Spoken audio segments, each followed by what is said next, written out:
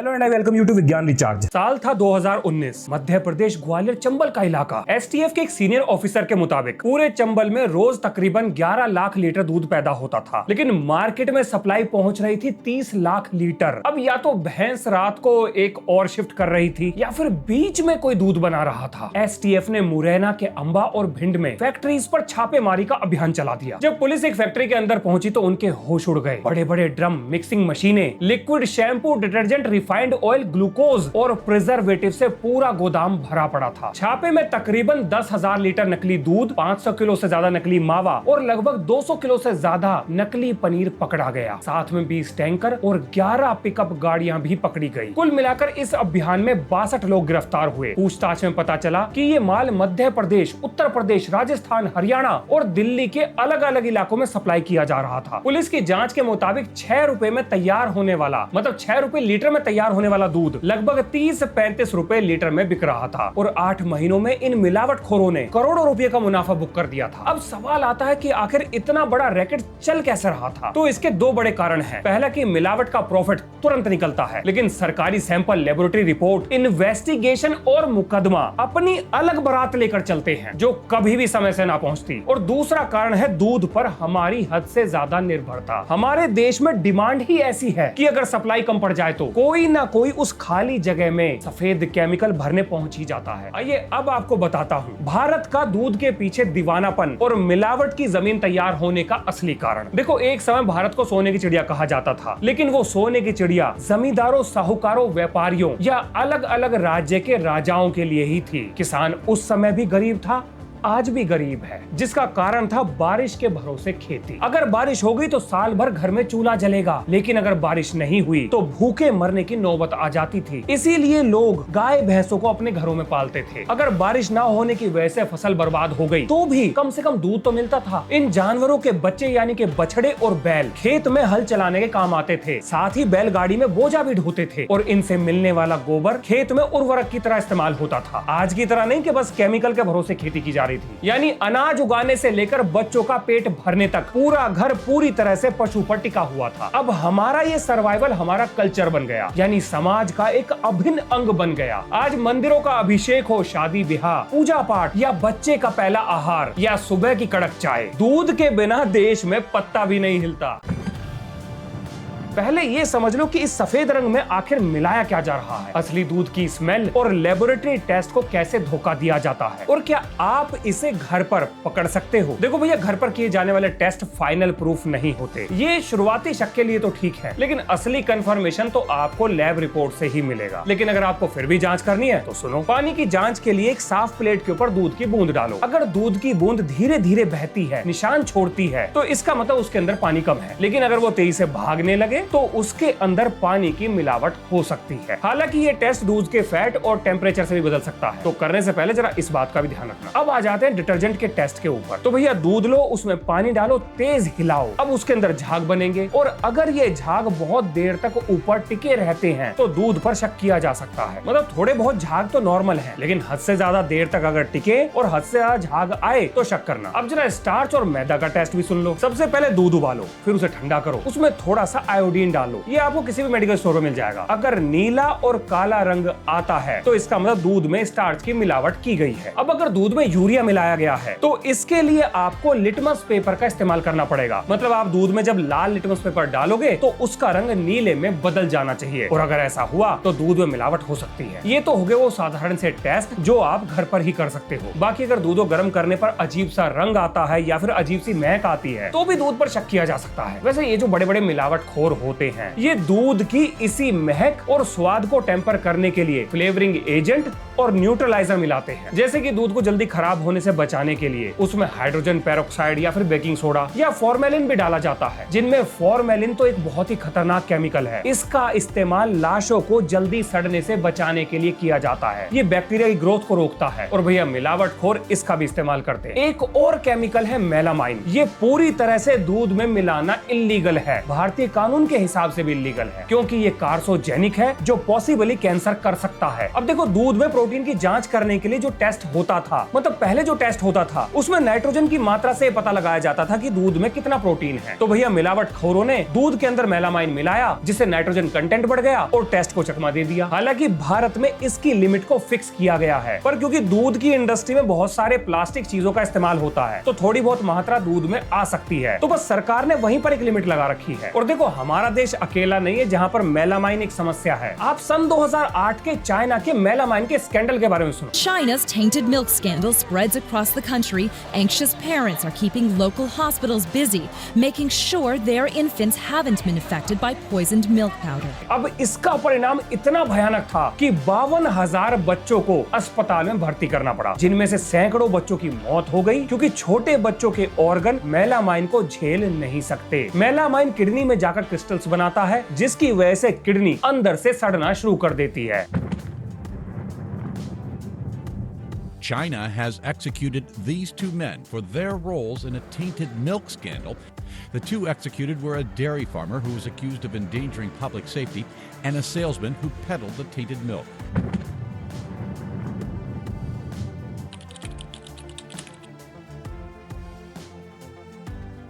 अब भारत दूध का दीवाना है, समझ में आता है, लेकिन बाकी दुनिया दूध के पीछे पागल क्यों ना है? क्या उन्हें कुछ ऐसा पता है जो हमें ना पता? तो अब जरा इस पर बात कर लेते हैं। देखो, दुनिया की लगभग 70% आबादी दूध को झेल नहीं सकती। मान लो किसी ने दूध पिया, पेट में लैक्टेज था नहीं, अब ये दूध बिना हजम हुए लार्ज इंटेस्टाइन के अंदर पहुंच गया। अब वहाँ बैठे थे भुक्के बैक्टीरिया, उन्हें बिना पचा हुआ लैक्टोज मिल गया और वो पागलों की तरह इस पर टूट पड़े। इसके बाद शुरू हुआ इस दूध का फर्मेंटेशन, यानी कि दूध सड़ना शुरू कर देता है। और जब ये दूध सड़ता है तो हाइड्रोजन और मीथेन ये पेट में बनने लगती है। इससे पेट फूलता है, आंतों में खिंचकर पानी भरने लगता है। नतीजा, दूध पीने कुछ देर बाद ही पेट में भयंकर मरोड़ उठती है। अब इस गुड़गुड़ से परेशान बंदा बाथरूम की तरफ भागता है। फिर भैया फाटक खुलते हैं, गैस, महक, माल पानी सब बाहर निकल जाता है। और यही वो कारण है जिसकी वजह से ज्यादातर लोग दूध को नहीं झेल सकते। अब सवाल ये आता है कि आखिर कुछ लोग लैक्टोज इंटॉलरेंट क्यों होते हैं और ये बीमारी काम कैसे करती है? देखो, दूध के अंदर एक नेचुरल शुगर यानी मीठापन होता है, जिसे हम लैक्टोज कहते हैं। अब इस लैक्टोज की चेन को तोड़ने के लिए कुदरत ने हमारे स्मॉल इंटेस्टाइन यानी छोटी आंत के अंदर लैक्टेस नाम का एक एंजाइम दिया हुआ है। अब ये कैंची की तरह काम करता है, यानी लैक्टोज के छोटे छोटे टुकड़े बना देता है और फिर शरीर उसे आराम से पचा लेता है। और यहीं पर सारा झोल है। जब किसी इंसान की छोटी आंत लैक्टेस नाम की इस कैंची को बनाना बंद कर देती है या कम कर देती है, उन्हें लैक्टोज इंटॉलरेंट कहा जाता है। पर देखो, हमारे पुरखों ने सदियों से गाय भैंस पाली थी, जिसकी वजह से पीढ़ी दर पीढ़ी हमारे पेट का सिस्टम बदल गया। अब ये एक आदत बन चुकी है। लेकिन एक सवाल ये भी तो आता है कि जिनको बचपन में ये बीमारी नहीं थी, उन्हें बड़े होने के बाद कैसे हो गई? तो देखो, इसके 3 कारण हैं, जिसमें पहला कारण है जेनेटिक बदलाव। अब इसे तो रोकना नामुमकिन है, ये तो होगा। तो हो सकता है किसी को इसकी वजह से ये दिक्कत हुई हो, और अगर इससे नहीं हुई तो दूसरा कारण है एंटीबायोटिक्स का धड़ल्ले की तरह इस्तेमाल। और अगर आप इससे भी बच गए तो हो सकता है आपका लाइफस्टाइल, आपका खाना पीना ऐसा हो जिसकी वजह से गट हेल्थ खराब हो चुकी हो, आपके पेट में मौजूद अच्छे बैक्टीरिया मर चुके हो या मरने की कगार पर हो, तो भी आपको लैक्टोज इंटॉलरेंस हो सकती है। लेकिन क्योंकि भारत की ज्यादातर आबादी दूध को झेल सकती है, इसीलिए हमारे देश में दुनिया के मुकाबले सबसे ज्यादा दूध की डिमांड है। देखो भैया, दुनिया के पास खाने के और भी ऑप्शन हैं, जैसे वो अपनी प्रोटीन की जरूरत को मीट हो गया या दूध के अलावा जो दूसरे डेयरी प्रोडक्ट होते हैं, यानी चीज हो गया, दही हो गई, या जहाँ फिश अवेलेबल है वो फिश भी खाते हैं। तो ये लोग तो अपनी प्रोटीन की रिक्वायरमेंट को यहाँ से पूरा कर लेते हैं। दूध इन लोगों के लिए आखिरी ऑप्शन नहीं है। लेकिन हमारे देश में तो बहुत बड़ी आबादी नॉनवेज खाती ही नहीं है, शाकाहारी है। अब शाकाहारी खाने से प्रोटीन की जरूरत पूरी होती है या नहीं, इसकी बहस में जाके कोई फायदा नहीं है। लेकिन एक बात तय है कि दूध से प्रोटीन मिलता है, और क्योंकि ज्यादातर लोग मांस मच्छी नहीं खाते हैं, तो ऐसे लोगों के लिए ये एक सुटेबल विकल्प बचता है। तो डिमांड का एक ये भी कारण है। अब सवाल ये आता है, क्या भारत के पास दूध का कोई विकल्प मौजूद है? तो इसका जवाब है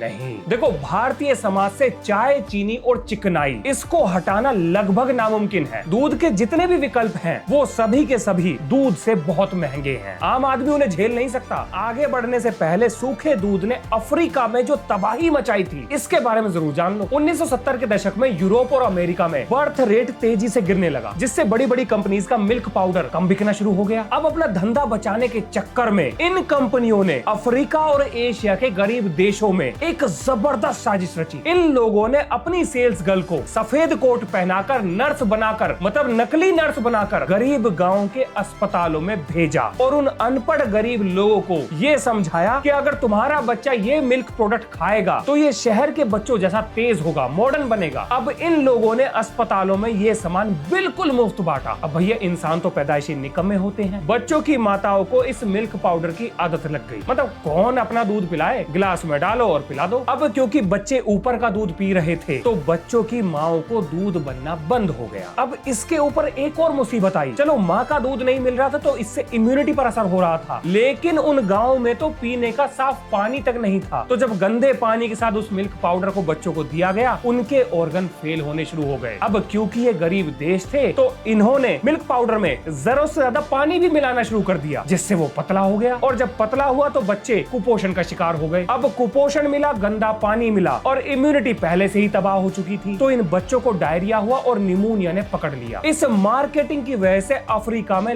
लाखों बच्चे मारे गए और दुनिया इस घटना पर इस कदर भड़की कि ये मानव इतिहास का सबसे बड़ा बायकॉट बन गया। आप गूगल पर अफ्रीका इंसिडेंट नाम से सर्च करना, अफ्रीका मिल्क पाउडर इंसिडेंट के नाम सर्च करना, वहां आपको सारी जानकारी मिल जाएगी। अब जरा ये समझो कि आखिर ये मिलावट का कारोबार खड़ा कैसे हुआ। देखो भारत हजारों साल तक गांव का देश था। 80% आबादी गांव में रहती थी, लेकिन 1857 के बाद अंग्रेजों ने नए नए शहर को बसाना शुरू किया और इसके 3 कारण थे। पहला था कंट्रोल। गांव पर कंट्रोल करना बहुत मुश्किल था। क्रांति के बीज यहीं से फूटते थे, जबकि शहर में कंट्रोल आसान था क्योंकि वहां पुलिस, फौज और फटाफट कम्युनिकेशन के लिए टेलीग्राफ मौजूद था। इसके बाद दूसरा कारण था टैक्स कलेक्शन। गांव से टैक्स वसूलना लगभग नामुमकिन था, उसके लिए जमींदारों पर निर्भर रहना पड़ता था। लेकिन शहरों में कारोबार केंद्रित हुआ, जिससे टैक्स कलेक्शन बहुत आसान हो गया। और तीसरा कारण था ट्रेड नेटवर्क। अंग्रेजों ने हमारे किसानों से कच्चा माल उगवाकर यहीं की फैक्ट्रियों में बनवाया। अब ये फैक्ट्रियां लगाई गई शहर में और इन फैक्ट्रियों में काम करने के लिए चाहिए थे लोग। अब जब ये लोग गांव से शहर में आए तो इनको बसाने के लिए नए नए घर बनाने पड़े। लेकिन आपने लोग तो बुला लिए पर उनकी खाने पीने की आदत तो वही थी जो गांव में थी। यानी यहाँ पर दूध की समस्या खड़ी हो गई। गांव में तो हर घर में एक भैंस या गाय होती थी, दूध की कमी थी ही नहीं। लेकिन अंग्रेजों के द्वारा बसाए गए शहरों में ना जानवर थे ना उनका चारा। अब इस समस्या को दूर करने के लिए एक नेटवर्क डाला गया, मतलब दूध की सप्लाई चेन का नेटवर्क। लेकिन इसमें एक भारी समस्या थी। गांव से दूध शहर तक लाने में समय लगता था और ये दूध 4-5 घंटों में ही खराब हो जाता था। फिर 1985 में पोलसन डेयरी खुली। पोलसन ने अंग्रेजी हुकूमत से डील करी कि अगर बॉम्बे शहर में दूध खरीदना है तो सिर्फ पोलसन ही बेचेगा। पोलसन 20 पैसे पर लीटर पर किसानों से दूध खरीदता था। इसके बाद किसानों को पैसे भी 15 से 30 दिन बाद मिलते थे। पोलसन डेयरी का मुनाफा 300% से बढ़ गया, लेकिन बेचारा किसान वो कर्ज में डूब गया। अब ये सब कुछ देखकर त्रिभुवन दास, सरदार वल्लभ भाई पटेल और मोरारजी देसाई ने किसानों का आंदोलन शुरू करवा दिया और इस आंदोलन से निकला Kheda district cooperative milk producers union, जो बाद में चलकर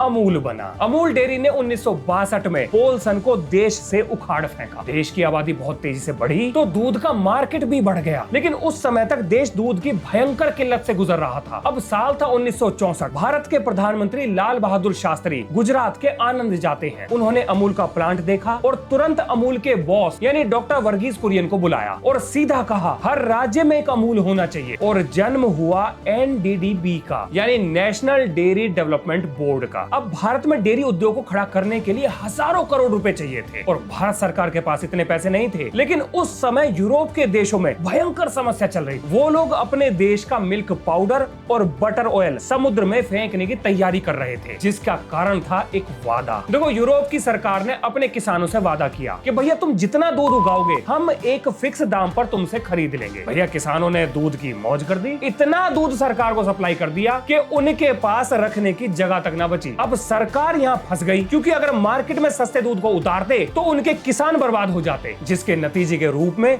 देश में विरोध खड़ा हो जाता। इसीलिए सरकार ने मजबूरी में सारा दूध और दूध से बने सामान को समुद्र में फेंकने का फैसला किया। अब इसकी भनक कुरियन को लगी और वो भागकर सीधा यूरोप गए। उन्होंने यूरोप के देशों को समझाया कि भैया तुम अपने देश में पड़ा हुआ ये फालतू मिल्क पाउडर और बटर ऑयल हमें डोनेट कर दो, मतलब तुम्हारा कचरा साफ हो जाएगा और हमारी मदद हो जाएगी। अब यूरोप खुश हो गया। अब ये मत सोच लेना कि यूरोप ने कोई भलाई का काम किया था, नहीं, इसके पीछे यूरोप की एक गहरी और सोची समझी हुई चाल थी। देखो यूरोप को ऐसा लगा कि बेटा इससे अच्छा मौका ना मिलेगा, मतलब भारत सरकार हमारे यहाँ से मुफ्त का मिल्क पाउडर और बटर ऑयल लेकर जा रही है और ये लोग अपने देश में इसे मुफ्त में ही बेचेंगे और जब ये सामान वहां पर मुफ्त में बिकेगा तो भारत भारत में दूध की डिमांड गिरेगी, जिससे वहां के किसान नुकसान में आएंगे और अपने जानवरों को बेचकर दूध से मतलब दूध के धंधे से दूरी बना लेंगे और फिर हम लोग वहां एंट्री करेंगे, अपना दूध बेचेंगे, अपने दामों पर बेचेंगे और भारत खरीदेगा। लेकिन भैया कुरियन भी बहुत तेज था, वो यूरोप की इस चाल के बारे में अच्छे से जानता था और कुरियन ने एक मास्टर स्ट्रोक खेला। कुरियन जितना भी माल वहां से लेके आया था वो उसने फ्री में देश में नहीं बांटा, बल्कि मार्केट रेट पर देश में ही बेच दिया और इससे जो पैसा आया उसी पैसे से डॉक्टर कुरियन ने देश में ऑपरेशन फ्लड शुरू कर दिया। यानी पूरे देश में अमूल जैसी dairy, cold storage, processing plant और ट्रांसपोर्ट का इकोसिस्टम खड़ा कर दिया। और अब यहाँ पर एंट्री होती है उन लोगों की जिनकी वजह से आज भी हमारा देश डेवलप नहीं हो पाया है। ये वो लोग हैं जिनकी वजह से देश में भ्रष्टाचार है और हमारे देश की हर समस्या के पीछे इन्हीं लोगों का हाथ है। और ये लोग हैं भारत के सम्मानित नेता और टॉप के ब्यूरोक्रेट। भैया जैसे ही देश के अलग अलग राज्यों में ये कोऑपरेटिव सोसाइटीज खुली, अलग अलग राज्य की सरकारों ने IAS और नेताओं को इनकी कुर्सी पर बैठा दिया। अब जिस नेता या बाबू को भैंस की पूंछ पकड़ना तक ना आता था, वो देश की दूध से जुड़ी सबसे बड़ी कंपनी को चलाने लगा, जिसका नतीजा था भ्रष्टाचार और अप्रूवल्स का फाइलों में लटकना। और यहीं से कमीशन खोरी का धंधा शुरू हो गया। चाहे नेता हो या बाबू, सबके सब अपने अपने रिश्तेदारों को नौकरियां दिलाने के लिए टूट पड़े। भैया दूध की आमदनी किसानों के बजाय दलाली और कोऑपरेटिव सोसाइटी को हो रहे नुकसान में घुस गई। इसी कारण की वजह से धीरे धीरे अलग अलग राज्यों में ये कोऑपरेटिव सोसाइटीज बंद होने लगी और देश में दूसरा अमूल कभी खड़ा ना हो पाया। लेकिन भैया इन निकम्मों के मुंह खून लग चुका था। उन्हें पता चल चुका था कि दूध के काम में कितना पैसा है, इसका मार्केट कितना बड़ा है और यहीं से भारत के अनऑर्गेनाइज्ड मार्केट की शुरुआत हुई। और इसी अनऑर्गेनाइज्ड मार्केट ने मिलावटखोरी की जमीन को तैयार कर दिया, जिस पर उगी फसल के दाने आज हमारे बच्चों के पेट में जा रहे हैं। देखो मैं किसी का नाम नहीं लूंगा, लेकिन आप जरा गूगल करना, आज भी भारत के बहुत बड़े बड़े नेता, उनके परिवार वाले दूध यानी के डेयरी उद्योग से सीधे तौर पर जुड़े हुए हैं और ये जानकारी उन्होंने अपने चुनाव के समय जमा होने वाले एफिडेविट में दी है। ये सारी जानकारी पब्लिक डोमेन में है और जहां पर राजनीति सीधी घुसी हुई हो, वहां से भ्रष्टाचार को निकालना,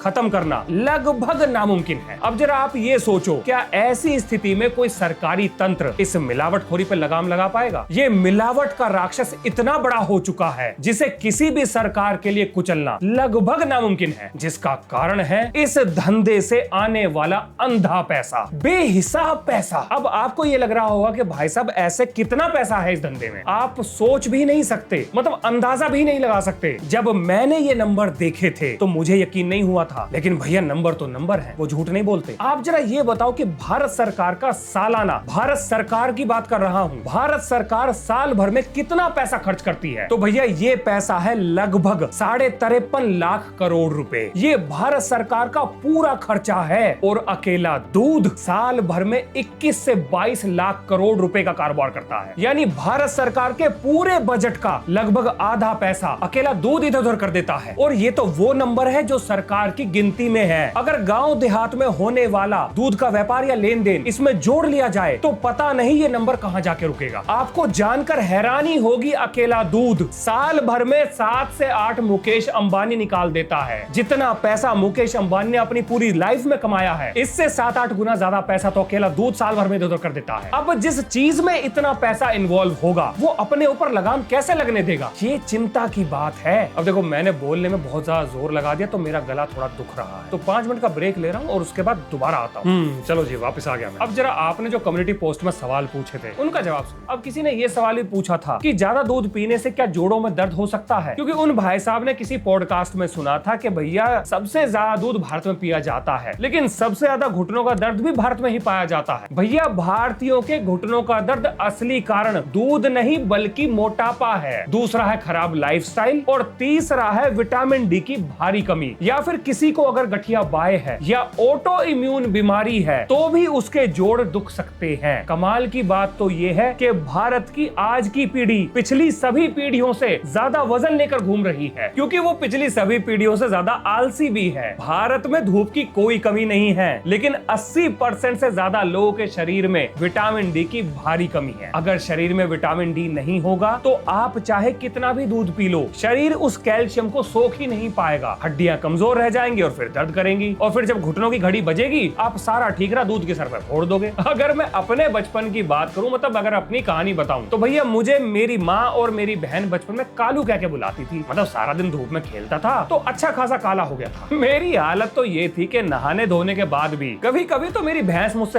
साफ दिखाई देती थी। अब पीछे मुड़कर देखता हूँ तो ऐसा लगता है कि हम काले थे तो क्या हुआ, विटामिन डी तो भरपूर मिलता था। अब भैया 41 की उम्र में 36 का दिखना इतना भी बुरा नहीं है? क्या कह रहा है? 31 का लगता हूँ? अब तो सैलरी बढ़ा दूं। चल बेटा बढ़ गई, अब शूट कर लूं और इसे काट दियो। इतनी दूर से मत बोल, सुनाई नहीं आ रहा क्या कह रहा है। क्या मजाक? बेटा मजाक तो तूने ही शुरू करा था, ठीक है अब डिस्टर्ब मत कर। बुलवा दिया। कहां पर था मैं? कहां था? क्या कह रहा था? हाँ भैंस पर। और हाँ मैं आपको बताना भूल गया, आज भी हमने एक भैंस पाली हुई, क्योंकि बाहर के दूध पर अपने को भरोसा ना है। वैसे भी अगर आप इस चैनल के रेगुलर व्यूअर हो तो एक पुरानी वीडियो में मैंने आपको अपनी भैंस से इंट्रोडक्शन जरूर कराया था। चलो भैंस की कभी और बात करेंगे, अभी आगे सुनो। अब अगला सवाल किसी ने ये पूछा था कि भैया दूध पीने के बाद मुझे अफीम जैसा नशा क्यों होता है? तो देखो भैया अफीम जैसा नशा तो ना होता, लेकिन हाँ सुस्ती या नींद आना ये नॉर्मल है। और ये ऐसा क्यों होता है अब जरा ये समझो। देखो दिमाग के घोंचू की तरह बैठ जाने के पीछे दूध में मौजूद केसीन प्रोटीन है। देखो हमारे पेट में मौजूद एसिड इसको तोड़ने की कोशिश करता है, लेकिन जब इसे पूरी तरह से ना तोड़ पाता तब एक पेप्टाइड बनता है जिसका नाम है बीटा कॉस्मोमोर्फिन 7। अब इसके नाम में ही मॉर्फिन छुपा है, यानी कि ये घूम फिर के अफीम से जुड़ा है। अफीम नहीं है पर अब ये हमारे दिमाग के उसी हिस्से से जाकर बाइंड होता है, चिपकता है, जहां पर नशीली दवाएं जाकर चिपकती हैं। अब इसका असर ऐसा तो नहीं कि आप बेहोश हो जाओगे, लेकिन दिमाग थोड़ा सुस्त हो जाएगा और इसी को ब्रेन फॉग कहते हैं, जिसे आप अफीम का नशा बता रहे हो। हालांकि ये असर सबके ऊपर नहीं होता, लेकिन अधिकतर लोगों पर इसका असर पाया जाता है। अब अगला सवाल ये था कि भारतीय समाज में रात को ही दूध, मतलब रात को ज्यादातर दूध पीने के लिए क्यों दिया जाता है? देखो दूध में ट्रिप्टोफैन नाम का अमीनो एसिड है। अब ये शरीर में जाता है, सेरोटोनिन को प्रोड्यूस करता है, यानी खुशी देने वाला हार्मोन। अब ये सेरोटोनिन मेलाटोनिन में बदल जाता है और ये मेलाटोनिन दिमाग से कहता है कि बेटा सो जा, रात हो गई। इसीलिए रात को दूध दिया जाता है ताकि बंदा आराम से नींद ले सके। अब अगला सवाल ये था कि क्या गुर्दे की पथरी पर दूध का असर होता है? तो भैया जवाब है बिल्कुल होता है। देखो किडनी की सबसे आम पथरी बनती है कैल्शियम ऑक्सलेट से। अब इस पथरी का विलन कैल्शियम नहीं बल्कि ऑक्सलेट है, जो टमाटर के बीज, पालक, चाय और चॉकलेट जैसी चीजों में पाया जाता है। अब जब भी आप अपने खान पान के साथ दूध या दूध से बनी चीजें जैसे कि दही वगैरह खाते हो तो ये कैल्शियम शरीर में मौजूद ऑक्सलेट को पकड़ लेता है और ये दोनों मिलकर ऐसा भारी ब्लॉक बनाते हैं जो खून में एब्जॉर्ब नहीं हो पाता और पोटी के रास्ते बाहर निकल जाता है। यानी ऑक्सलेट को किडनी तक पहुंचने का मौका ही नहीं मिला और पथरी बनने का रास्ता ही बंद हो गया। क्योंकि मेडिकल साइंस तो ये कहती है कि अगर हम डाइट से कैल्शियम को हटा लें तो ऑक्सलेट शरीर में आवाराओं की तरह घूमता है। अब इसके बाद ये धड़ल्ले से खून में होगा एब्जॉर्ब, फिर जाएगा किडनी में और वहां बनाएगा पथरी। इसीलिए कैल्शियम तो जरूरी है। और हाँ एक चीज और बता दूं, अगर आप बिना डॉक्टर के कैल्शियम सप्लीमेंट या फिर कैल्शियम की गोली खा रहे हो तो एक बात अच्छे से समझ लो कि सप्लीमेंट में मौजूद कैल्शियम ऑक्सलेट को पकड़ नहीं पाता, बाइंड नहीं करता, बल्कि इसका उल्टा यूरिन में कैल्शियम का लेवल बढ़ जाता है और ये पथरी के रिस्क को घटाता नहीं है बल्कि बढ़ा देता है। अब ये जो चीज मैंने बताई है ये नॉर्मल लोगों के ऊपर बिल्कुल फिट बैठती है, लेकिन अगर आप नॉर्मल नहीं हो या कोई रेयर बीमारी लेकर घूम रहे हो तो भैया एक बार डॉक्टर से जरूर सलाह ले लें। अब अगला सवाल किसी ने ये पूछा था, क्या मिल्क पाउडर और बेबी मिल्क में गुणवत्ता के इशू है? तो भैया ध्यान से सुनना, हाल ही में अंतरराष्ट्रीय जांच में सामने आया कि नेस्ले जैसी बड़ी बड़ी कंपनियां सेरेलैक और बच्चों के जो दूध वाले प्रोडक्ट होती हैं उनमें जानबूझकर भारत और अफ्रीका के देशों के लिए अलग से चीनी मिला रही थी, जबकि यही कंपनियां जब अपना माल जर्मनी या फ्रांस जैसे दूसरे देशों में बेचती हैं तो वहां पर ये शुगर फ्री होता है। अब ऐसा करने के पीछे क्या कारण है ये तो इन्हें ही पता है।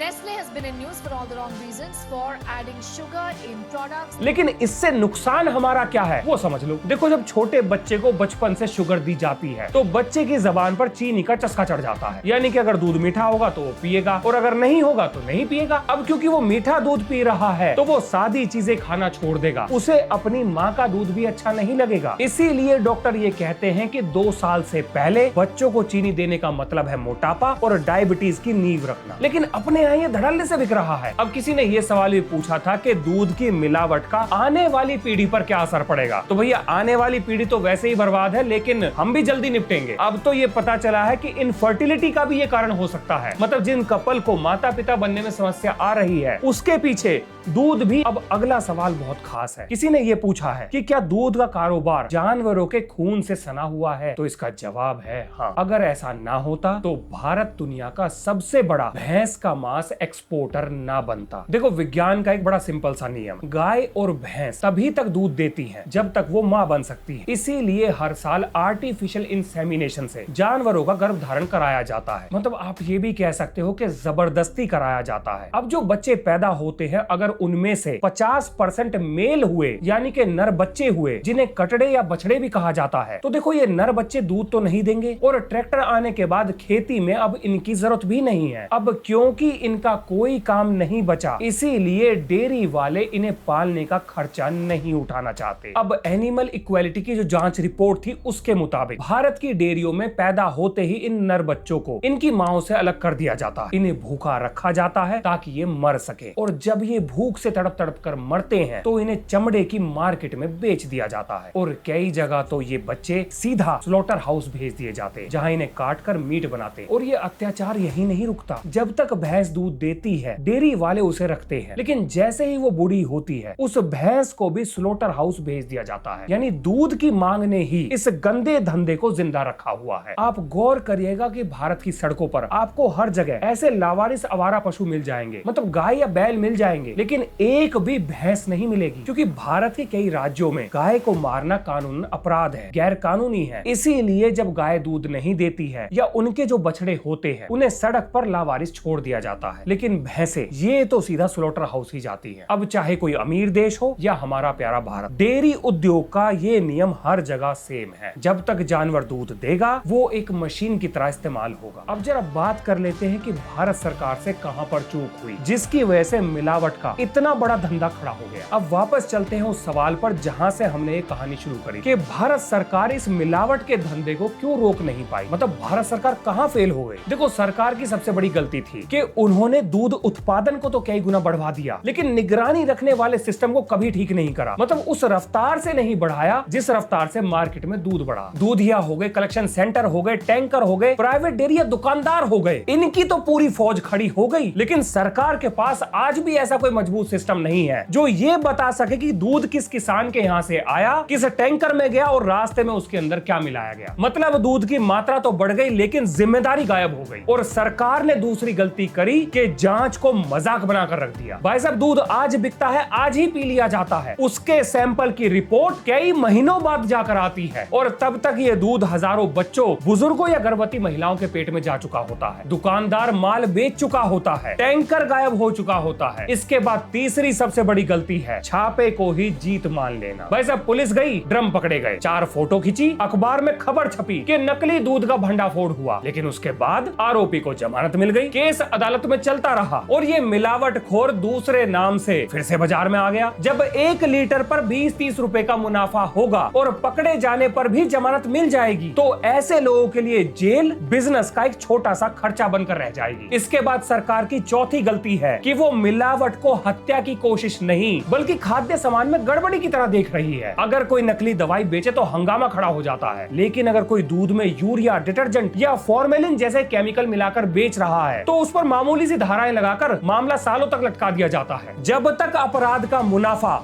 सजा से 1000 गुना बड़ा रहेगा, अपराधी अपराध करना कभी नहीं छोड़ेगा। इसके बाद 5वीं गलती है राजनीति। भैया, दूध के धंधे में किसान है, कारोबारी है, सहकारी संस्थाएं हैं और ठेकेदार भी है और बड़े बड़े नेता और अफसर तो हैं ही। अगर सरकार ने सख्ती करी तो ये जो डेयरी लॉबी है ये नाराज हो जाएगी। अगर नकली दूध पर लगाम लगी तो बाजार में दूध की क्वांटिटी गिरेगी, जिससे कीमतें बढ़ेगी और अगर कीमतें बढ़ी तो जनता नाराज हो जाएगी। और भैया, वोट तो जनता से ही आने हैं, इसीलिए हमारा सिस्टम समस्या को खत्म करने के बजाय उसे मैनेज करने लगा है। अब इनका इलाज क्या है? तो भैया, सबसे पहला काम है हर बूंद की ट्रैकिंग। दूध किस गांव से आया है, किस कलेक्शन सेंटर पे इकट्ठा हुआ है, कौन से टैंकर से गया है और किस प्लांट में पैक हुआ है, इन सभी चीजों का डिजिटल रिकॉर्ड होना चाहिए। जिस दुकान पर मिलावट पकड़ी जाए वहां मामला खत्म मत करो, पूरी की पूरी चेन को उल्टा खंगाल दो, उस आदमी तक पहुंचो जहां से ये मिलावट शुरू हुई थी। दूसरा कदम होगा रिपोर्ट को महीनों में नहीं बल्कि मिनटों में बनाओ। हर जिले में मोबाइल टेस्टिंग वैन होनी चाहिए जो अचानक किसी भी टैंकर को रोके, उसके दूध की जांच करे और मौके पर ही मिलावट मिलने पर सील कर दे। त्योहार के समय 4 दिन की नौटंकी मत करो, ये जांच पूरे साल होनी चाहिए। और तीसरा कदम होगा मुनाफे पर हमला। बस 10,000 रुपए का जुर्माना लगाकर मत छोड़ो। इस मिलावट के कारोबार में लोगों ने करोड़ों रुपए कमाए हैं। ऐसे लोगों की संपत्ति को जब्त कर लो, इन्हें सभी सरकारी सुविधाओं से वंचित कर दो। ऐसे सख्त कानून बनाओ कि जो भी ऐसा लोगों की जिंदगी से खेलने वाला काम करे वो पूरी जिंदगी जेल में सड़े। और ऐसा तब हो पाएगा जब जल्दी से जल्दी न्याय मिल पाएगा। अभी के समय तो आज सैंपल लिया, महीनों बाद उसकी रिपोर्ट आएगी, फिर वो रिपोर्ट जाएगी, केस बनेगा और अदालतों के चक्कर में 20-30 साल लटक जाएगा। भैया इस प्रोसेस को फास्ट ट्रैक करो, 6 महीने के अंदर रिजल्ट दो। और 5वां समाधान होगा कि किसान को सही दाम दो। अमूल इसलिए सफल हुआ क्योंकि उसके मालिक किसान थे। जहां डेयरी पर नेता और बाबू बैठ जाएंगे वहां किसान को कम पैसा मिलेगा और बीच में दलाली का धंधा शुरू हो जाएगा। इसीलिए हर गांव में किसानों के कंट्रोल में होने वाले कलेक्शन सेंटर खोले जाने चाहिए। पैसा बिचौलियों के थ्रू नहीं बल्कि किसान के सीधे खाते में जाना चाहिए। और इसके बाद आखिरी कदम होगा शिकायत करने वाले को इनाम और कानूनन सुरक्षा। ये जो मोरेना की फैक्ट्री पकड़ी गई थी जिससे हमने अपनी इस वीडियो की शुरुआत करी थी, ये भाई साहब सरकारी जांच में नहीं पकड़ी गई बल्कि एक मजदूर को पैसे कम दिए गए थे जिससे वो नाराज हुआ, उसने शिकायत करी, पुलिस को सूचना मिली, उन्होंने जाल बिछाया और इस मिलावट को पकड़ लिया। इसलिए सूचना देने वाले को सुरक्षा दो और जो भ्रष्ट अधिकारी हैं उन्हें भी साथ में जेल भेजो। इस सिस्टम को ठीक करने के लिए कानून की कमी नहीं है, कमी है तेज जांच, तेज सजा